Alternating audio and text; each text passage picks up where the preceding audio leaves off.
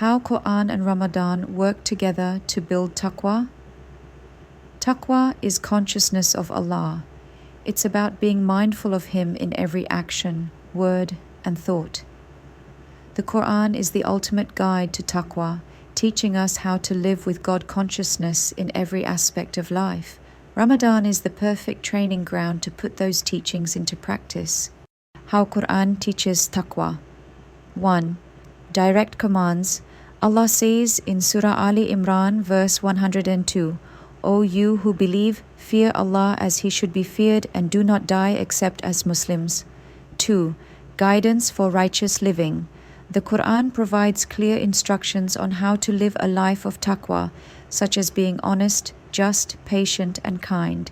It teaches us to avoid sins like backbiting, lying, and oppression, all of which stem from a lack of God consciousness. 3. Reminders of accountability. Allah says in Surah Baqarah verse 281, and fear the day when you will be returned to Allah. Then every soul will be compensated for what it earned, and they will not be wronged. 4. Stories of the Prophets. The Quran shares stories of the prophets and righteous people who exemplified taqwa. For instance, Prophet Yusuf resisted temptation because of his fear of Allah, showing us how taqwa helps us overcome challenges. How Ramadan teaches taqwa. Ramadan is a month-long training program designed to strengthen our taqwa. Here's how.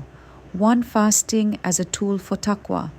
Allah says in Surah Baqarah verse 183, O you who believe, fasting is prescribed for you as it was prescribed for those before you, that you may attain taqwa.